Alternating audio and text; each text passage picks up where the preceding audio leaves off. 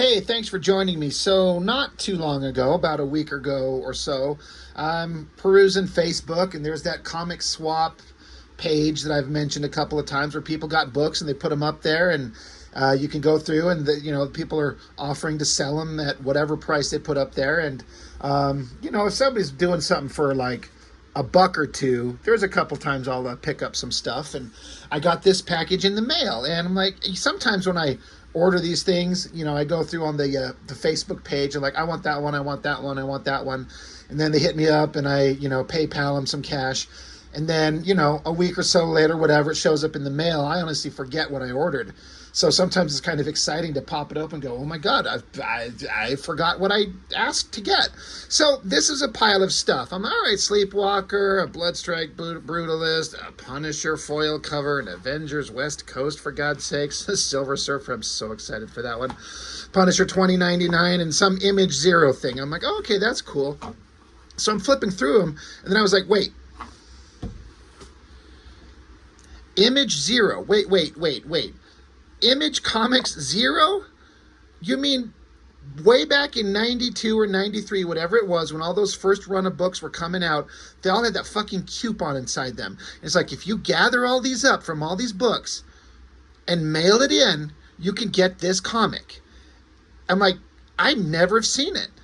I just saw Image something with the creative, like the characters on the front, and I just figured this was some kind of like promotional, like advertisement or something like that. They wanted like a buck for it or some shit. I'm like, sure, throw that in. It'll be something for the channel. But I'm sitting here and I'm like, wait, this is Image Comics Zero? That big deal thing? Like, as a kid at the time, this was like this magic, like, awesome thing. I couldn't imagine like how awesome it would have been to get it. And I was like, I'll never see it because, one, I don't think I'd ever have the money to afford to buy all the comics that the coupons were in. And even if I did, some of those books I never saw. They were just never there. So I'm like, well, I guess I'm shit out of luck. I'll never see Image Comics Zero. And then as time has gone on, I just stopped caring. Who gives a shit? But then suddenly it's in my hands. I was like, oh my God. So I was kind of going through my head like, yeah, back in the day, this was supposed to be like this amazing artifact from Image Comics. All the creators are going to put something in the comic, and it's going to be this really neat thing with special, unique stories, and it's going to be great. But for some reason, it ended up being late by like a year or something, or two. Something to that effect. I'm not exactly sure. I flipped through it. I read it. What a fucking waste of time. What an absolute fucking ripoff. Like, I like all these Image guys in varying degrees, and I like their different books in varying degrees, and anybody that's been following my channel for any length of time, there's some stuff I love. There's some stuff I'm kind of okay on. There's some stuff that sucks, but for the hype that was surrounded this, and maybe I just build it up in my head and it's my own damn fault. I don't know. I'm like, this is not worth the hype for it, nor was it worth the cost of like tracking down all those comics and clipping out the coupons and putting them in an envelope and mailing that fucking shit in and hoping to get this piece of shit in your hands. It's such a ripoff. It's kind of a fun little artifact to get, 33 years later for like $1. So what's in it? Oh my God. Why does Liefeld get to start everything? Is he just like the bully that says, fuck you, my shit's going in first?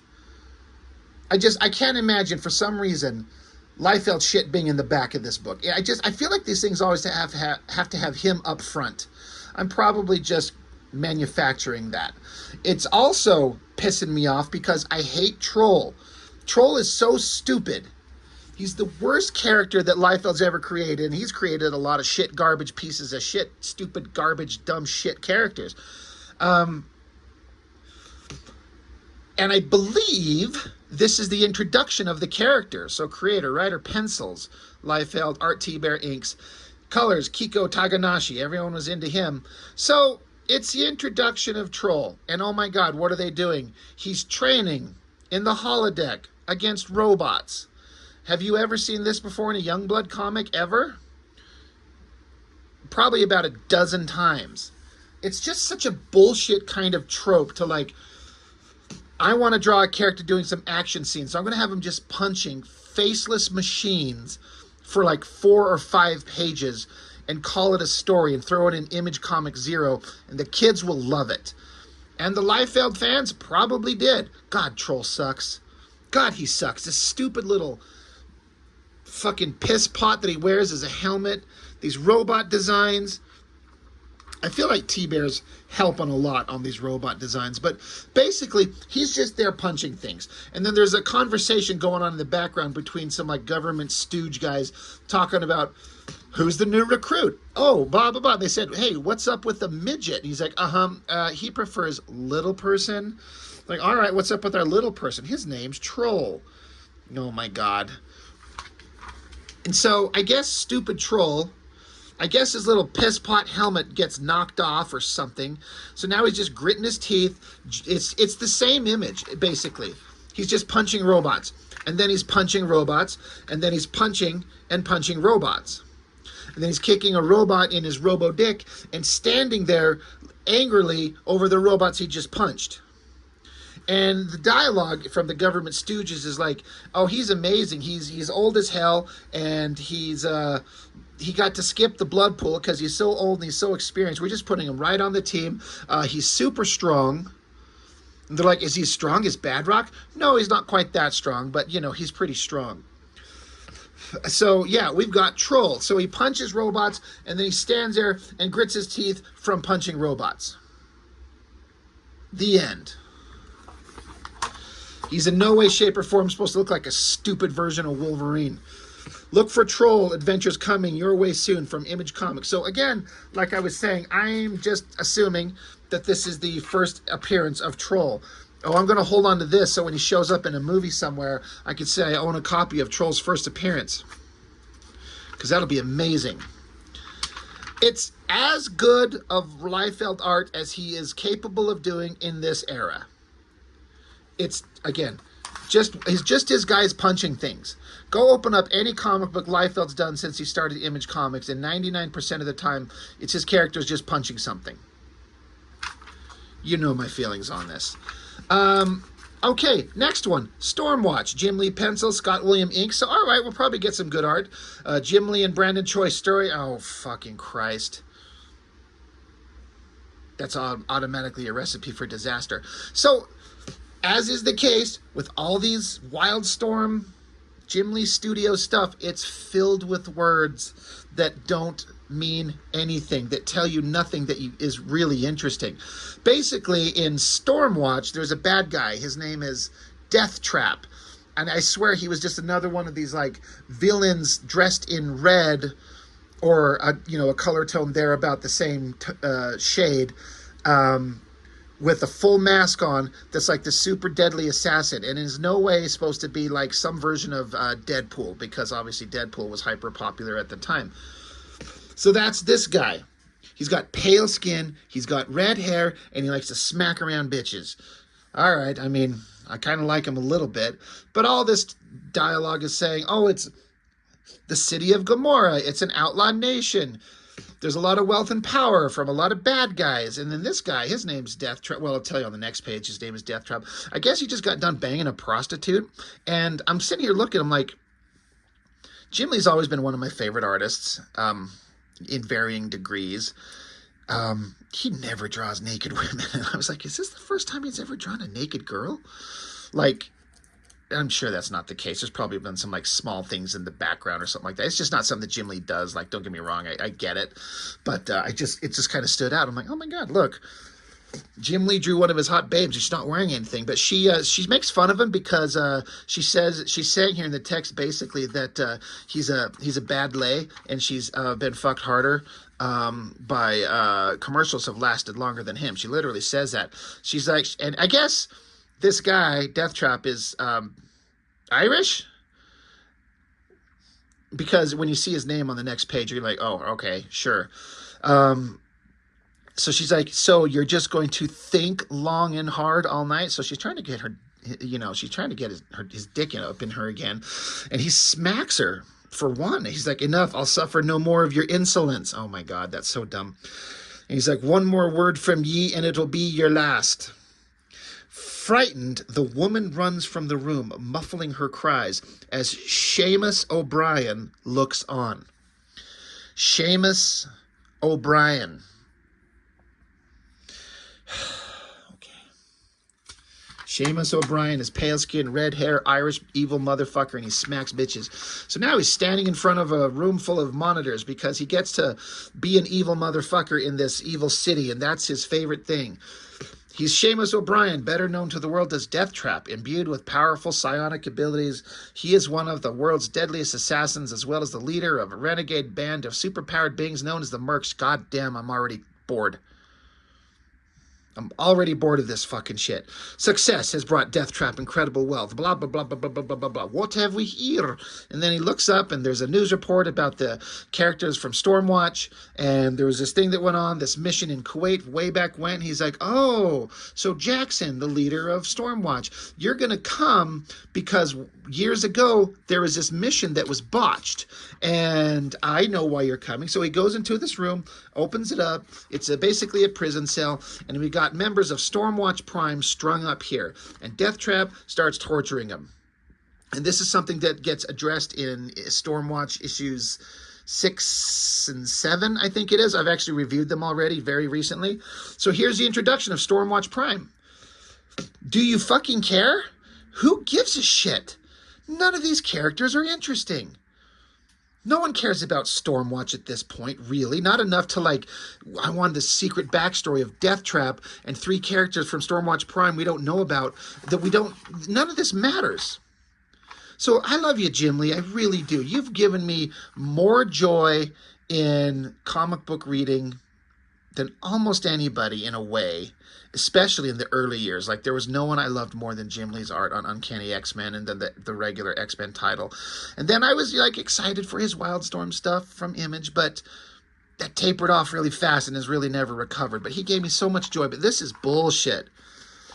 So, Mr. Liefeld, fuck you with your troll story. Mr. Jim Lee, fuck you with your Deathtrap story. As bad as those are, that's not even the worst. I like Todd McFarlane. I really do. I say this every time I mention something that he's done. I like his attitude. I like his business kind of strong-headedness, like he's going to win no matter what. He's going to do what he wants to do no matter what. No one's going to tell him otherwise. And guess what? He's pretty much successful at everything he does. Almost to the point where I'm like, I wish he would just branch the fuck out and do something else besides Spawn, because Spawn is boring. All that to be said, I like McFarlane. I like his art. I like his personality. Blah, blah, blah, blah, blah. So what did he give us? So we got boring Stormwatch story and we got stupid troll story. We got Liefeld and Lee. It's Lee, Liefeld, and McFarlane are the big names. So what did McFarlane give us? He gave us some pinups. This is what you get for your Image Comics 0. You get a douchebag fucking loser named Freak. His name's Freak. Inked by Panosian. You get a walking pile of cybernetic turd named Blotch.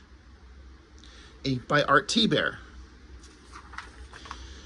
You get a dude with like handlebar mustache, long hair, cybernetic outfit, standing in a pile of rubble, and his name is Sweat.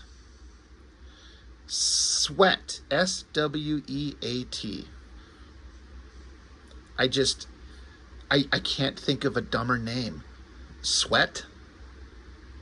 And then, of course, there's this monster thing, Blood, B-L-U-D-D. Giant monster with horns that the first time and only time I know that he showed up is in that Image crossover when all the artists swapped books and Silvestri drew Spawn, and this monster was there. I believe. I think that's him. And that's what you get. You get 4 pages of pinups from Todd McFarlane. And Todd normally goes out of his way to give the fans the most bang for their buck. I really believe that. He tries his best, and this must have been like a last minute. He doesn't have fucking anything. He's like, oh, hey, bud, I got some pinups. I got blood. I got sweat.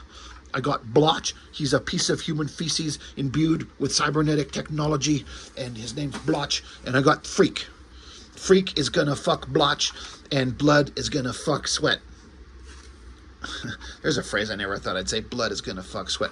All right, so fuck you, Todd McFarlane, and your bullshit 4 pinups, along with the boring Stormwatch story and the stupid troll fighting robots on the holodeck story.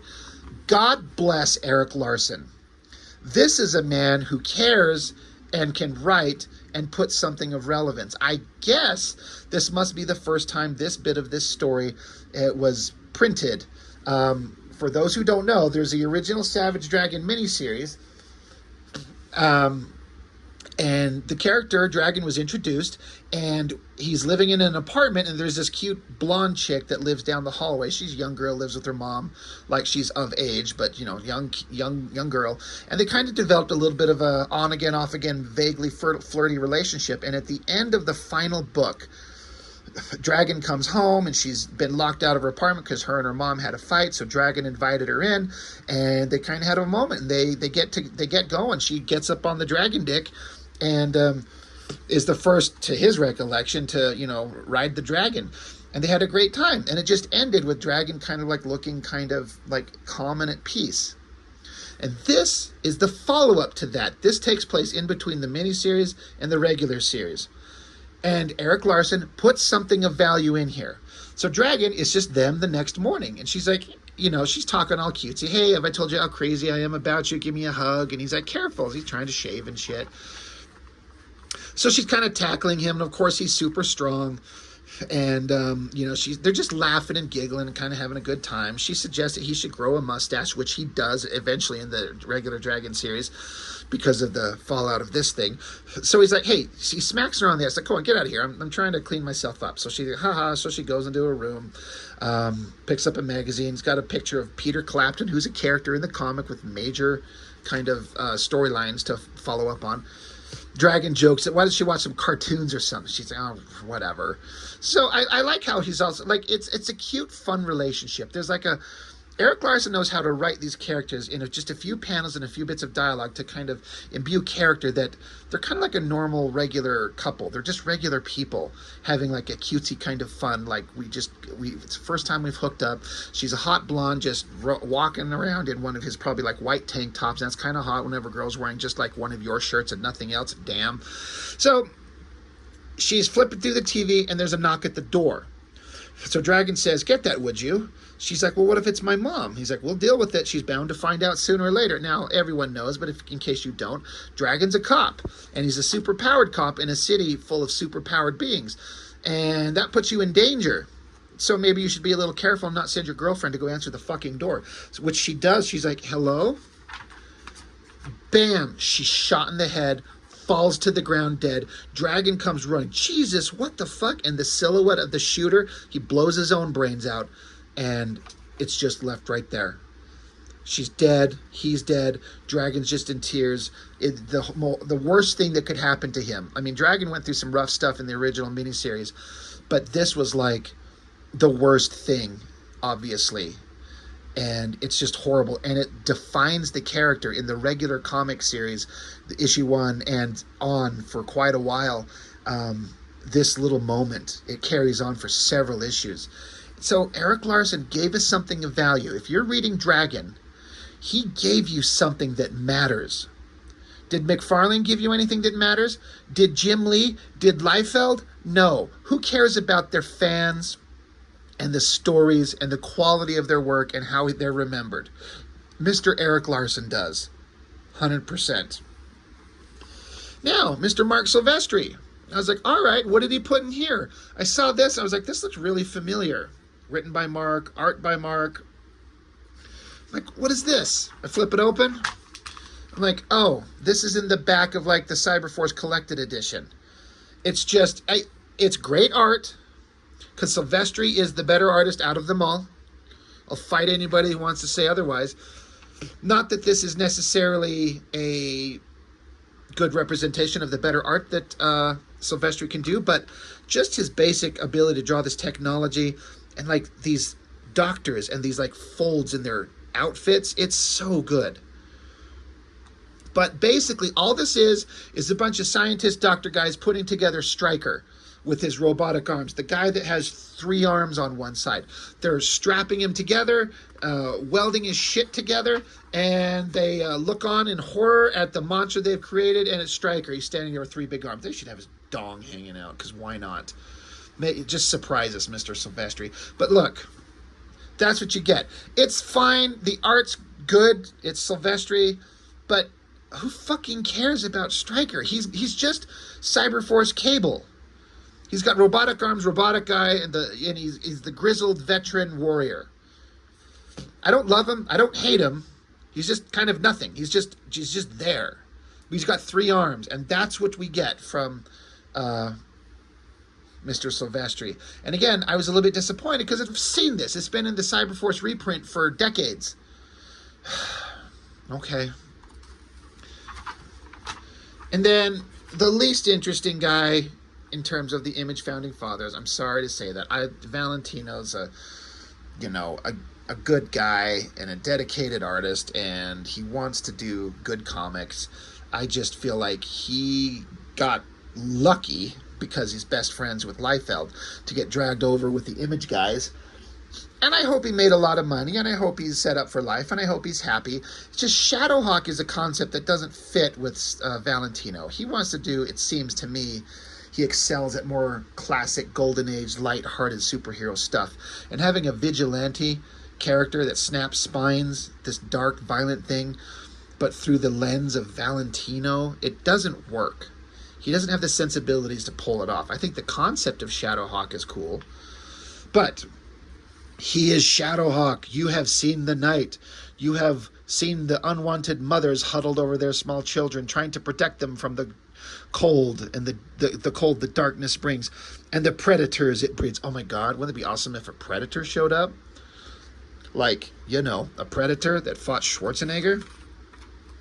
But he's looking down upon the city, and I guess he sees this mom huddled up trying to protect her little daughter in fucking the subway or something like that. The mom's scared, and there's some creepy douchebag guy showing up, and he's gonna assault him or something, because that's just what happens. See the evil look on his face? This guy's art is it just is not anything compared even to Liefeld stuff. It's just not on the same level. So she gets up and she takes a knife and swings it at him, and then I was really kind of confused. I guess he takes the knife from her and cuts her throat, and then, oh, there's Shadowhawk. He shows up. He arrives too late. Punches the guy, snaps his spine with a kick, but the mom's falling back, bleeding out of her throat. The fat little daughter is running towards her mommy, and Shadowhawk's standing there saying, "Thank God I saved you." And then, oh, wait, actually the mom is bleeding out, and she's dying, and there's just horror, and Shadowhawk has seen the night, and he knows the horrors that exist, but he's still standing there going, well, thank God I saved you, but, mommy dies. Good job, Shadowhawk. Like, this doesn't endear me to your character, Valentino. You made him fucking fail. You let a mom die in front of her child because you're too stupid and slow and dumb to show up on time, and you watched it happen. It doesn't work, and it doesn't endear me to the character. So Tony Libido's like, hey, this book you hold in your hand is one of the lowest print runs to date for Image Comics. Now, whoop-de-fucking-do. They probably only printed 500,000 copies. This book is a part of a blah, but fuck, who cares? Thanks to everybody. We are sorry for the delay. I'm sure you'll find this book contains some of our hottest work so far. No. Bullshit. One guy cared. I can't say that Valentino doesn't care, but this is not a good story. Anyway, 94 is going to be the best year for Image Comics ever. And then there's this big awesome spread. I think this was like the cover to there was like a Wizard magazine. And I actually kind of always dug this. I thought Dragon is awesome. It's awesome to have Dragon up front because he's the best character. Liefeld did a pretty good Shaft. Silvestri just decides to throw in just a weak-ass profile of Velocity for some reason. It looks like it took him 5 seconds to draw. Jim Lee decided to put the 2 most boring Wildcats characters ever, Jacob Marlowe and then Maul. McFarlane always draws a badass Spawn. Portasio did a great out of what fucking Wetworks guy. Who are any of these characters? What are their names? Dane, is that? And then Shadowhawk looks pretty awesome. This actually looks really good. I just feel like some of my favorite artists, you know, Silvestri and Jim Lee really fucking blew it. Even Liefeld represented. All these side faces of these characters look awesome. But this little group fucks it all up. Remove those. Spawn, Wetworks, Shadowhawk, Shaft, and Dragon look good. The end. Oh, an ad full of a bunch of shit that you can order. So, again, 3 decades of anticipation. I finally got to see it. What a waste of time. This thing sucks. You know, again, I like the Dragon thing, but that was reprinted in a collection that Erik Larsen put out, collecting all 3 original Dragon books, including that follow-up, and then just pages upon pages of sketches and behind-the-scenes stuff. Erik Larsen put together a great collection. So I have read that story about the Dragon years and years ago, decades ago. But I was just kind of hoping for something new and fresh and interesting, and it's not. What a waste of time and money. This pisses me off, if you couldn't tell. Anyway, tell me, anybody who got this, did you get it? Were you excited? Did you like it? Was it worth it? The answer is no. Anyway, that's all I've got on this one. Thanks for joining me. I'll see you next time.